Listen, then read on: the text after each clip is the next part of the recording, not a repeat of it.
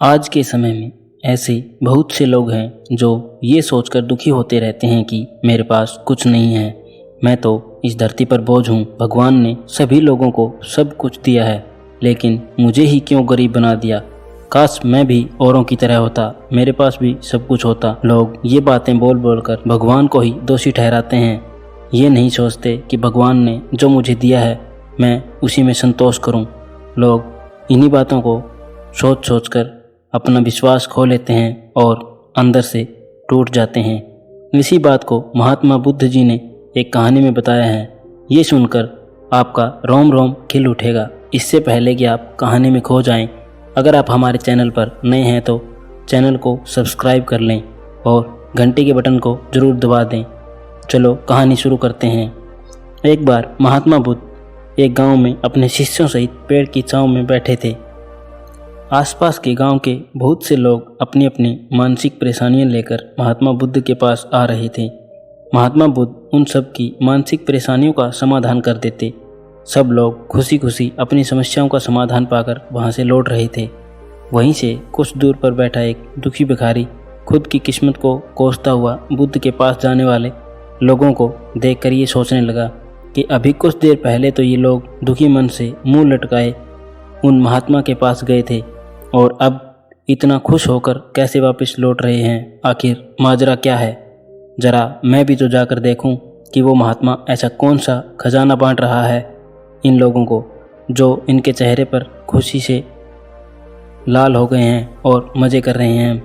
जब वो दुखी भिखारी कुछ नज़दीक गया तो उसने देखा कि महात्मा तो लोगों को प्रवचन देकर लोगों के दुखों का निवारण कर रहे हैं।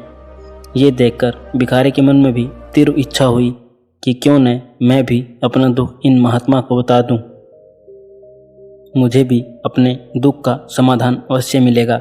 बस फिर क्या था, समाधान पाने की लालसा लिए भिखारी महात्मा बुद्ध के सामने पहुंचा और हाथ जोड़कर प्रणाम करते हुए बोला, हे महात्मा बुद्ध, मैं भी लोगों की मदद करना चाहता हूँ। मेरी बहुत इच्छा है कि मैं लोगों की मदद करूँ, लेकिन मदद कैसे करूँ?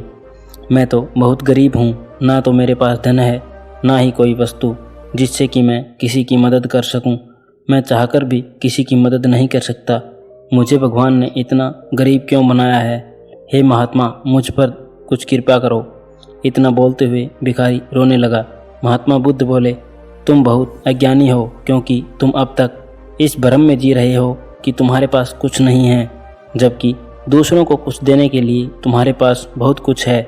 तुम बिना धन और वस्तु के भी दूसरों की मदद कर सकते हो। तुम्हारे पास जुबान है जिससे तुम मीठे शब्द बोलकर किसी के दुखी चेहरे पर मुस्कान ला सकते हो। इन्हीं शब्दों की ताकत से तुम किसी के भी टूटते हौसलों को फिर से मजबूत कर सकते हो। इन्हीं शब्दों की ताकत से तुम किसी के मन से सकारात्मक विचारधारा के बीज बोकर उसको गलत रास्ते पर जाने से रोक सकते हो।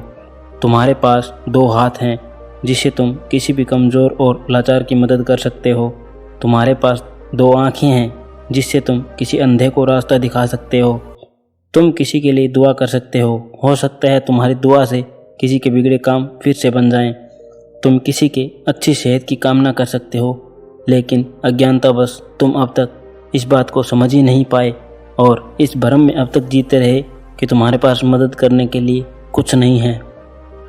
किसी की मदद करने के लिए धन और वस्तु का होना अनिवार्य नहीं है। बिना धन और वस्तु के भी हम कई प्रकार से लोगों की मदद कर सकते हैं।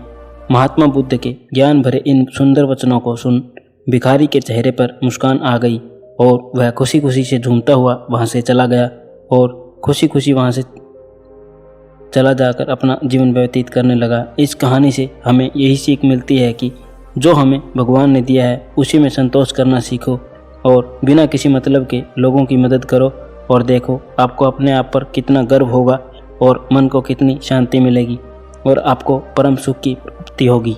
थैंक यू दोस्तों।